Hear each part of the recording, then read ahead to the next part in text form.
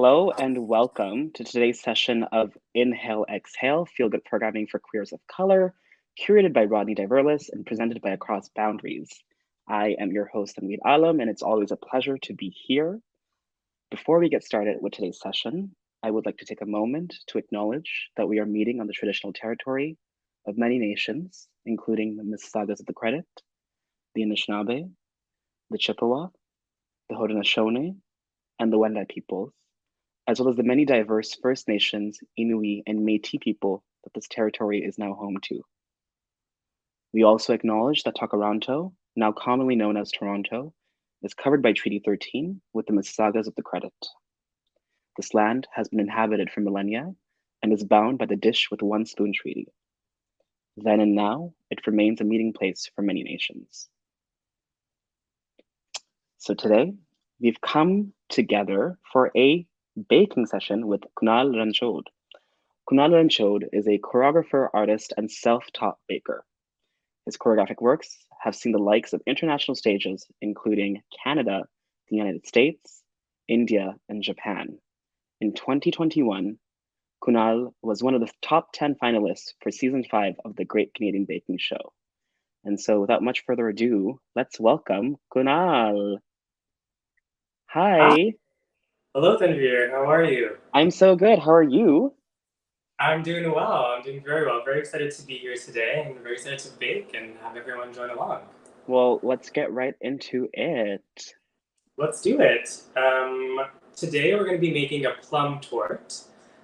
This is like one of my favorite recipes. It's a good go-to because you kind of switch it up with whatever fruits in season and kind of change up the spices you use. So I thought it was a great option for today, and most of the ingredients are things you probably have at home already. We'll start just by turning on our oven. So we're going to preheat our oven to 350, and so I'll go and do that right now. Once you have your oven prepared, we'll start to get our pan ready. So you'll need any kind of round pan. I have an 8-inch here, but you can do 8, 9, or 10, whatever you have around. It'll just slightly affect your baking time, but that you can decide as you go. We're gonna grease our pan with a little bit of butter. So I just have a couple knobs of butter here. I'm gonna take it, just use my hand and grease the entire pan. It can be a little therapeutic. So we'll do that.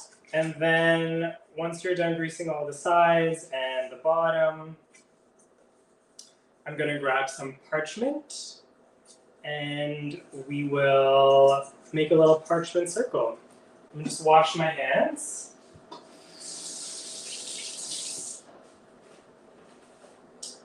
So I'm gonna grab a little bit of parchment, if I can find some. We'll grab a little square.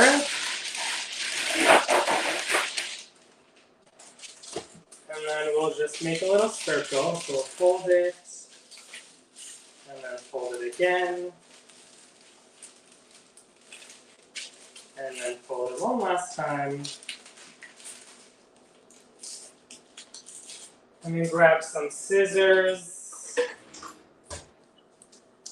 and cut a little circle. So now we have a little circle that we can stick into our pan that's being greased. And we're doing all this so that the cake slides out nice and easily after we baked it. So we've done that. We have a great greased and parchment-filled pan. Now we can start with the cake itself. So this cake or torte, if you want to call it, has a flour base, and then we add in fruit on top. So today I've chosen plum, but you can really choose whatever fruit you have around or whatever's in season. I've made this with pears before. I've made it with peaches. It's really kind of up to you what your favorite fruit is, whatever's in season. We're just going to have each of the plums and then de-seed it. do that. I'll do a couple more. Yeah, it's a nice and simple recipe. We'll try and get this seed out. If I can, there we go. We'll do maybe 1 or 2 more. You can kind of gauge based on the size of your pan how many plums or whatever fruit you're using can fit.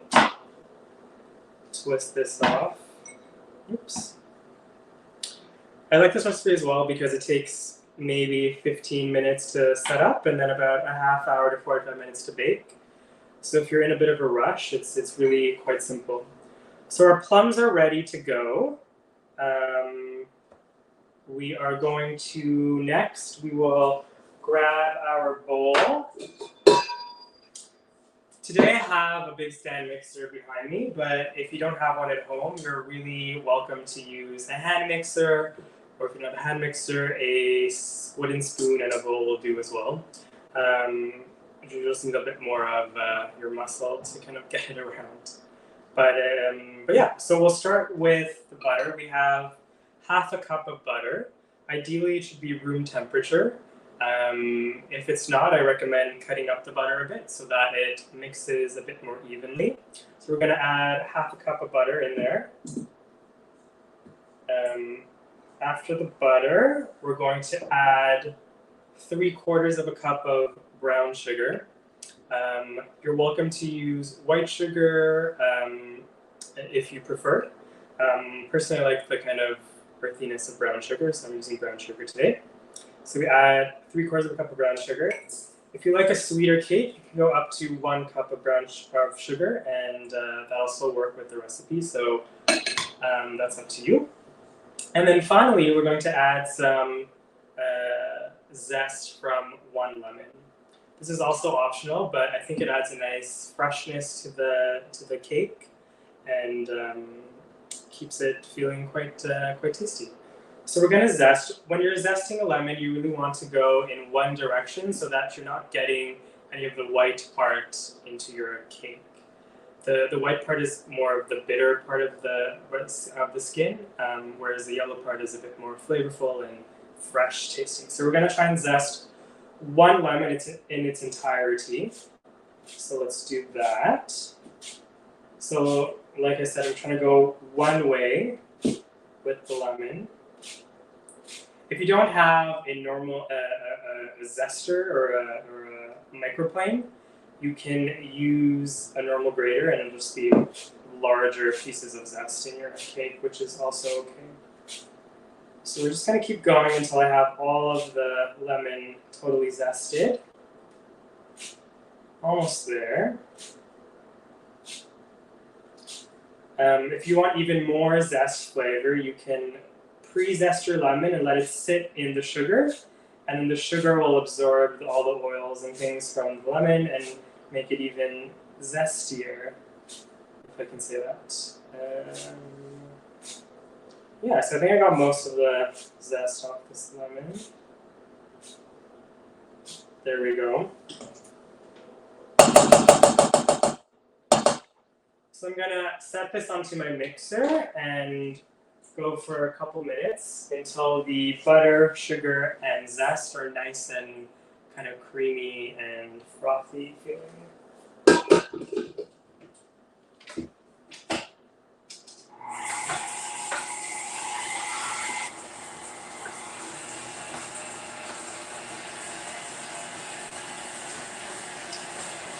While that's happening, I can talk a bit about the rest of the ingredients. We have 1 cup of flour. We have 2 eggs. We have some vanilla extract. We have some baking soda, or baking powder rather, and cinnamon. And that's all you need really to make this cake.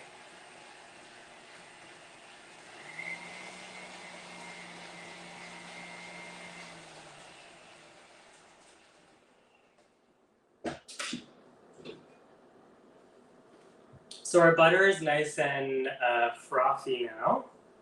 So I'm gonna go ahead and add the vanilla and the 2 eggs. So we're gonna do about a teaspoon of vanilla. This can also be kind of up to you. If you prefer something more vanilla-y, you're welcome to add more, but I would recommend about 1 teaspoon. There we go. And we will also add our 2 eggs. So we have egg number 1.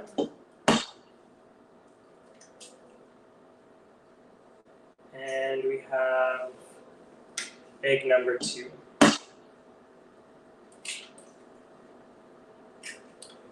So I'm going to put this back on the mixer, and we will mix this until the eggs are both incorporated into the butter mixture.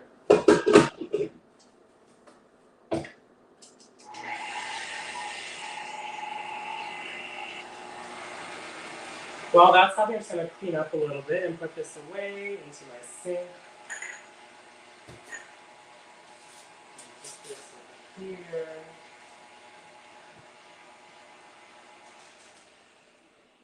If you have a stand mixer, I would recommend at this point scraping down the butter so that it emulsifies with the egg a bit better. There's probably a lot on the sides, so I'm just gonna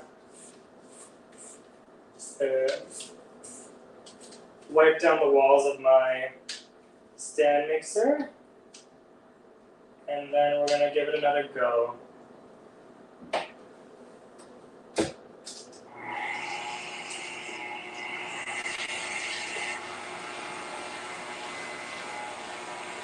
We're going to let that mix for a couple more minutes, and then once everything is emulsified into one homogeneous substance, we will get on with the flour and baking soda.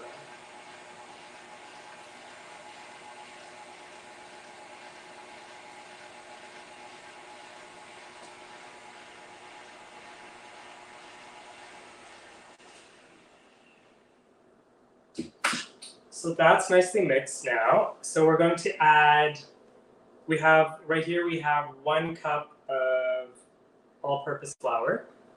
To the 1 cup of all-purpose flour, I'm going to add 1 teaspoon of baking powder. I'm just going to rinse off my spoon.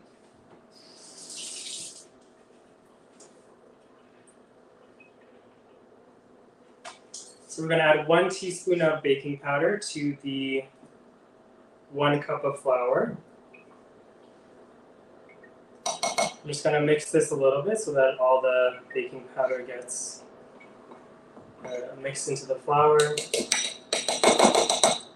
And then this is going to go directly into my mixture with the butter and the eggs and the sugar.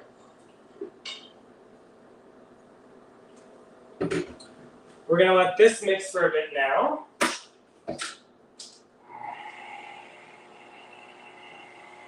I recommend starting on low so that your flour doesn't end up going everywhere, and then kind of pick up the speed after that.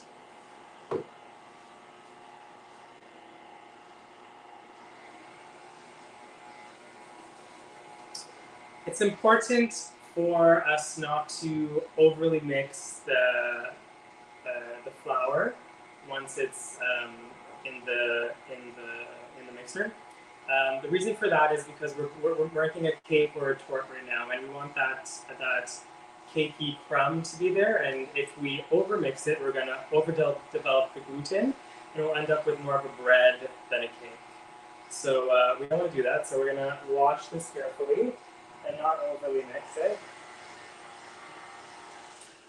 I'm going to scrape down the sides once more, and then we should be good to go.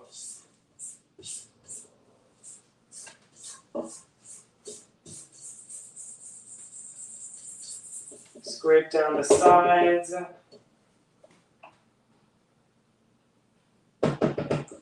We'll mix once again.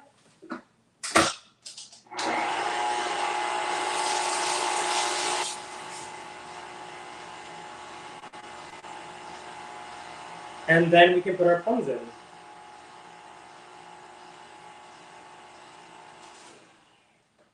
So I'll show you what this looks like now. I'm just going to scrape down my mixer and give you folks a look at the cake batter.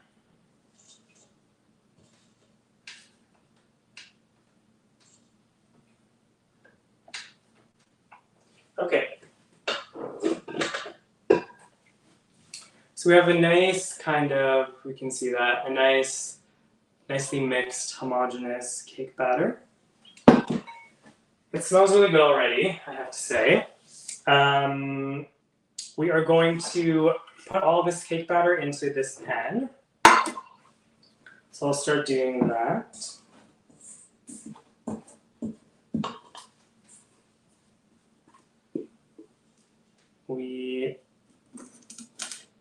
There we go. It's a pretty dense batter, I would say, but it turns out quite lovely once you bake it. If you have an offset spatula or some kind of knife, that was a great time to bring it out to kind of get all those bits and pieces and to spread the cake batter a bit more evenly into the pan. So there we go. Just gonna spread this all the way around. I'm gonna try and even out the batter a bit all over my pan.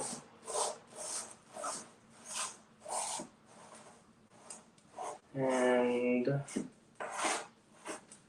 there we go.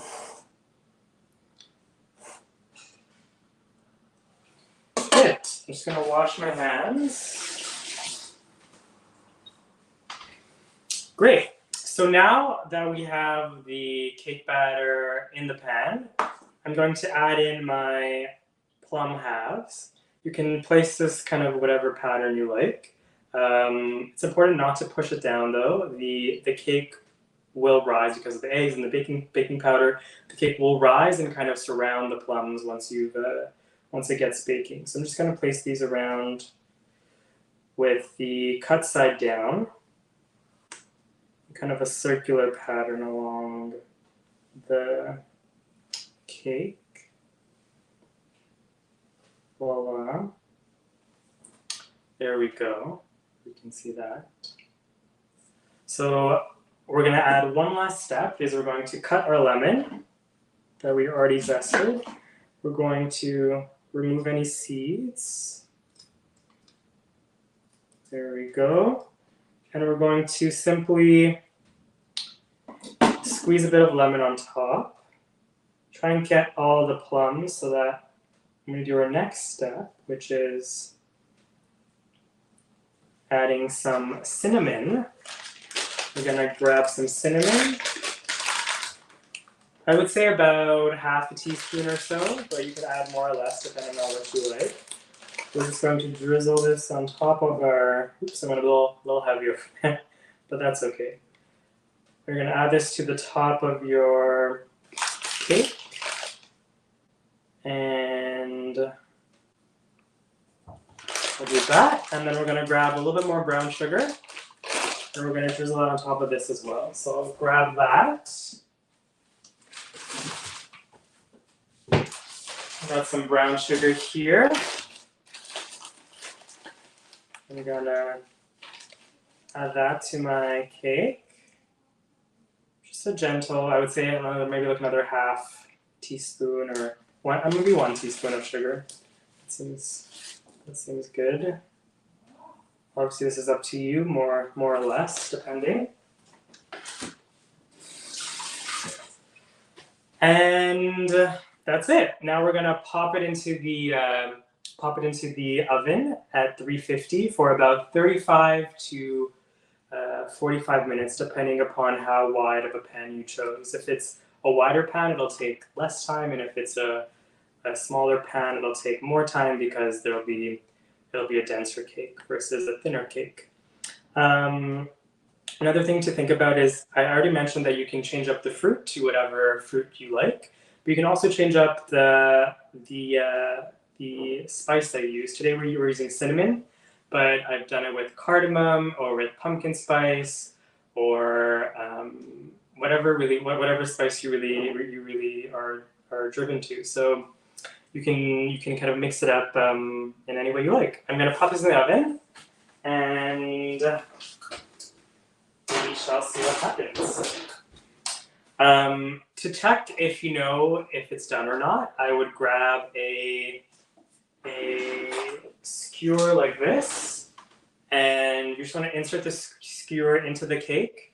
And if it comes out clean, you're good to go. If it comes out with batter stuck to it, you know that it's not done yet. It'll take a couple more minutes. So ranging between 35 and 45 minutes, depending upon your oven and the size of cake pan you chose to use.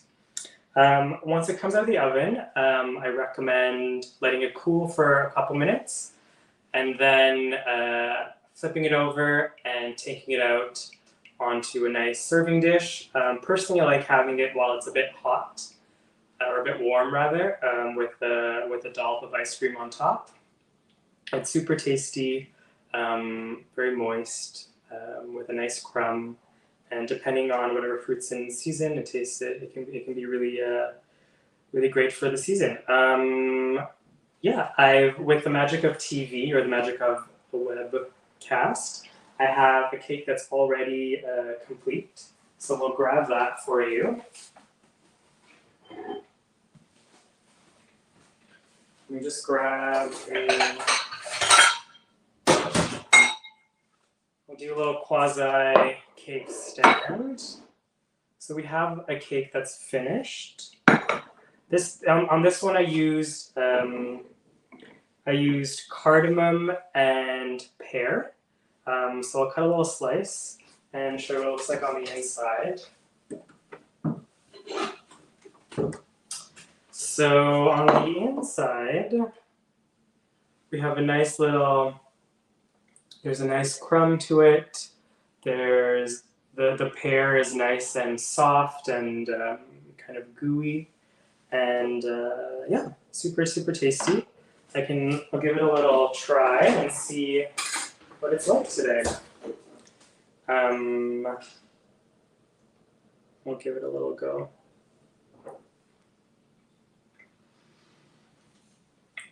I'd highly recommend adding lots of lemon zest. I think it adds a great freshness to the dessert.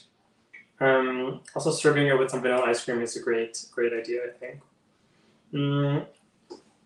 I would also recommend, using fruit that is already ripe. It'll help get you a cake that has really soft and kind of luscious fruit. It'll still, regardless of how ripe your fruit is, it'll still get softer in the oven. But if you already have ripe fruit, it'll kind of melt into the cake a bit better. And that's kind of it.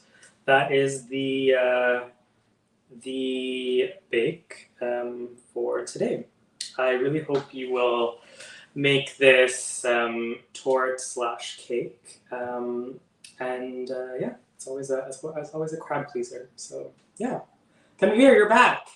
I'm back. That looks so amazing. Thanks so much for sharing that with us. Wish you could try a piece. You know what? Likewise, my friend. And also, like, the pear and cardamom sounds so nice together. It's super nice for this weather too. It's like nice and warm. Yeah, like toasty and exactly. fall vibes. Exactly, fall vibes, very much so. So tell us a bit about how you developed this recipe. This is actually, this recipe, I started with a recipe from the New York Times. They have a plum torte that's been around for many, many years. And so I grabbed that and kind of made it my own. I added in the lemon zest and the cardamom and this time the pears. And so yeah, I kind of just made it my own. So that's what I started with the base of the New York Times recipe and then kind of added my own flavor to it. Which is what I do with a lot of recipes, actually. I think it's great for everyone watching as well. I think don't be scared to kind of change up baking recipes. I think we think baking is always a science, which it is. It's important to maintain the ratios of sugar and flour and fat. But with regards to flavor, you're always welcome to kind of mix it up and change things in and out. Yeah. Awesome. Mm, Yeah, I feel like I'm somebody who loves like being in the kitchen and cooking, but like baking is sure. like the one thing that I always just feel like, just for the reason that you just said, like the kind of science of baking, I feel Yeah. like I either like don't have the patience for, I just don't have the skill. Like I either will forget to like put sugar, or I'll forget the Mhm. baking soda, or I like will make a mess of the kitchen at the end and all of those things. But Yeah, yeah, like it was actually just like really nice to see something that's like really clean, really elegant, really simple. It's just like a, yeah, it's and it super comes together simple. so quickly. Exactly. It just took me, I don't know, maybe 10, 15 minutes tops and Yeah. put it all together. And it's a great thing to bring to a potluck or a dinner. It's always well received. So yeah, don't be scared of baking. Um, Yeah, yeah, truly. moral Maybe of the it's, moral of the day: don't be scared of baking. and tell me a bit about how you started baking. Yeah, I think I actually owe a lot to my mom for helping me get into baking. Growing up, my mom was always a big baker, but more of like the mom bake, so like banana bread and muffins for school and Mm-hmm. cookies and that kind of thing. So growing up, I would always be in the kitchen helping her. I would help mix and taste and do things like that. So that kind of when I was so since a young age, that love for baking was instilled in me. And then that kind of progressed over the years. Once I moved away from home, I started doing my own thing. But I would say only during the pandemic was when I started doing bakes that were pretty extravagant, like a croquembouche tower or like layered cake, Mm. tempering chocolate, all kind of fun stuff. During the pandemic, I had a lot of time on my hand, like most people, Mm-hmm. and so I took the time to bake a lot. And brush up on my skills and learn new skills and try new bakes. And some were successful, some weren't so successful. But I think Yeah. that's fun. I think you need to try and explore and fail and then learn why you failed and try again. So that's kind of been my journey, I think, with baking. Awesome. Do you have like a story, like a pandemic story that you'd like to share with us with regards to like something that didn't work and you tried it Yeah, for sure. again and it, When I was auditioning for the Great Canadian Baking Show, for one of the rounds of auditions, I had to make a layer cake, and so I had 5 different layers of chocolate cake, and then I had a chocolate buttercream, and then in the middle I had a cherry compote. But the wow. cherry compote was very kind of slippery, and so typically what you do when you're icing a layer cake is you have the cake layer, then you make a little dam of icing, and then you put the cherry compote in the middle, and then you stack another layer and do that all the way up. Unfortunately, my dam was not the buttercream dam was not strong enough, and my cherry compote slipped out, and then the whole cake kind of started sliding everywhere and going Oh out. no.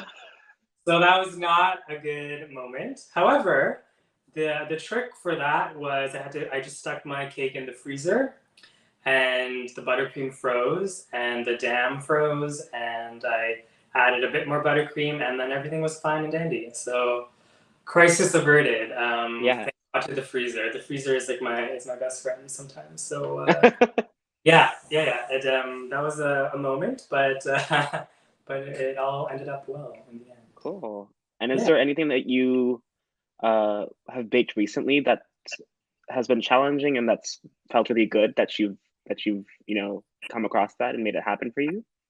Yeah. I would say I recently made a croquembouche tower, which is these little like like cream puffs, Mm-hmm. and then you stack them up to make a long tower using caramel to kind of glue everything together. Um, I think the challenging thing with croquembouche is to make sure that your puffs really puff up so that there's space in them to fill with cream. And mine were not working for some time.